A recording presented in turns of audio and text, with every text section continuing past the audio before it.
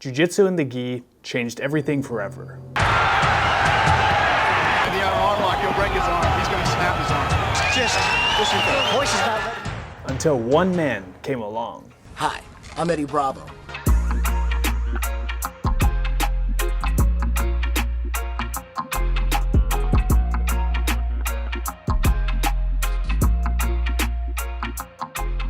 Eddie Bravo ended up changing the world. He decided to go from gi to no gi and created a whole system around it. 10th Planet. From creating brand new moves and systems to popping up gyms all over the country, 10th Planet and its influence can't be doubted. But the real question is 10th Planet Jiu-Jitsu legit? And to test my conspiracy, I went to 3 different 10th Planet gyms. I rolled with their competitors, tried out their classes, and I have a lot to say.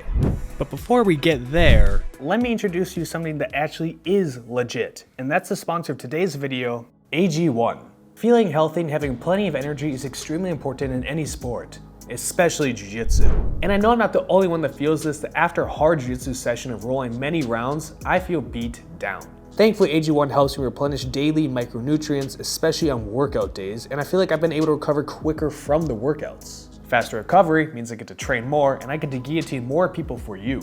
And let's talk about something nobody wants to discuss, but Jiu-Jitsu isn't the cleanest or healthiest sport in the world. So thankfully, AG1 supports the immune system and healthier skin. My digestion is also improved, so I'm not like Gordon Ryan. Let's be honest here, you'd be hard-pressed to find a more comprehensive supplement on the market. So if you feel like having more energy and all around being healthier, check my link in the description below. You'll be getting a free 1-year supply of AG Vitamin D3 plus K2, and you'll get 5 AG1 travel packs with your first purchase of AG1. What are you waiting for? Now, what makes Jiu-Jitsu legit? Competent techniques, skilled students, and fierce rolls. 10th Planet in Las Vegas was all wrestling. Definitely legit. But the 10th Planet freaks in San Diego, way different class. The professor had us sit around the room in a big circle. The reason he wanted us to do this is because we were going from one partner to the next, practicing the technique of the day. The technique of the day in this situation was going to be guillotines, anacondas, rolling Kimura attacks, and really just systems on attacking them when they're in the seated guard. These days we have gyms that just do drilling, some that don't believe in drilling at all, and now we have this. The good thing about this is nobody's stalling for reps. Everybody gets to work the entire time. But you also don't get to work to finer details with this method because you have to keep constantly moving. So the style of the techniques and how they're taught isn't my favorite. But any class that shows you how to beat someone that drops down and wipe their butt on the mat is valuable information. And while 10th Planet may be known for their crazy rubber guard stuff, most of their gyms are popping up doing conventional things like more wrestling to prepare the competitors. So their techniques are legit. Plus 10th Planet has people like Andy Varela, PJ Barch, and other killers, so the students are definitely top notch. But what about the rolls? How do I do at 10th Planet?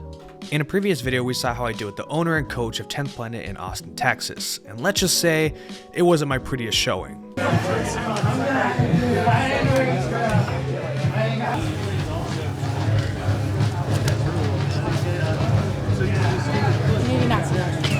But every gym should have a coach that's really good at jiu-jitsu. The students, on the other hand, are what I have to test. And for the first round here in San Diego, my opponent starts off quickly by hitting me with an arm drag, and I'm going to flow into it, directly going into a leg entanglement. He shows off some strong leg defense by going into the figure 4, preventing me from pulling it out. So I'm constantly rotating and pivoting off my other foot, trying to enter into the saddle. But when I start to get up to my knees, I lose the legs, and instead I give him the old reach around, which puts him in the guillotine mix-up. I'm either going to use this to choke or improve my position.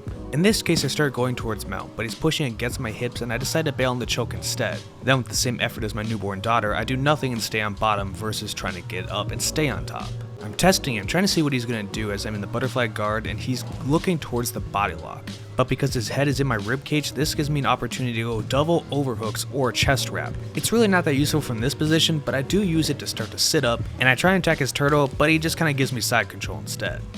And trust me, this looks bad because he already gave me a head and arm choke, but he does a nice job constantly trying to slip it. Because his elbow's in a weird spot, this makes it really tough for me to get the right pinch I need for the head and arm choke. So instead, I go towards the guillotine, and I'm back to another familiar position of again attacking his turtle. I realize defending in turtle may not be a strong suit because again, he kind of gives me a better position as he tries to reach around my head, and I just take his back. Then because I have the same back offense game as most of the people watching this video, I lose it and I have to come up on top and mount. I have a real love-love relationship with mount because I get to use my weight and just exert all my pressure. It's a great spot to be because you have no threat of being put in any danger.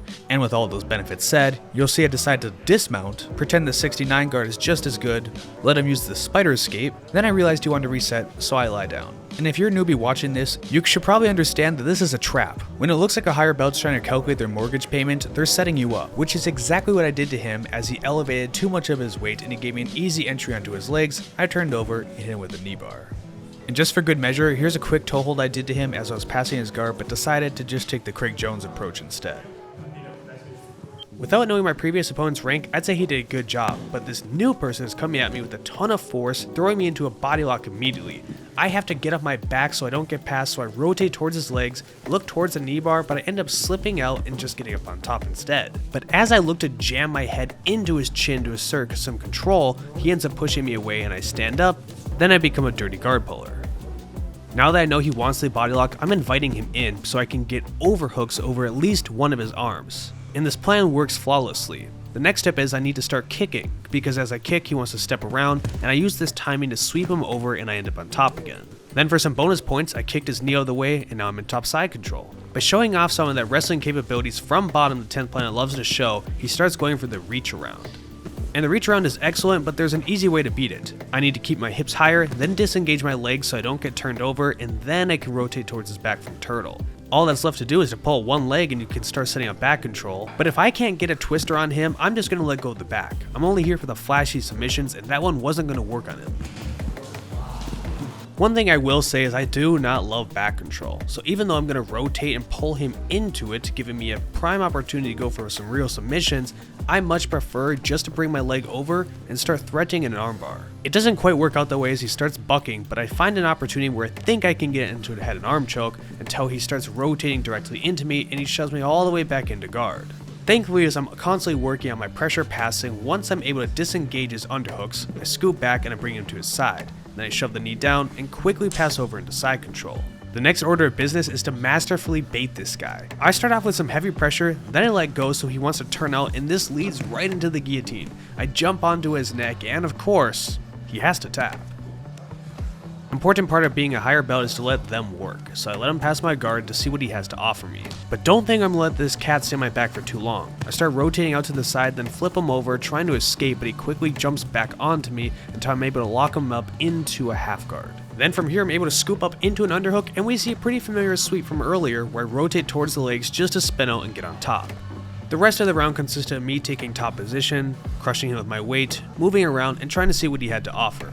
Overall, he did a great job as well, and I have to say that every student I've trained with at 10th Planet Gym is definitely legit. There are certainly times that I go to random gyms and I'll find people that roll but they don't have good intensity.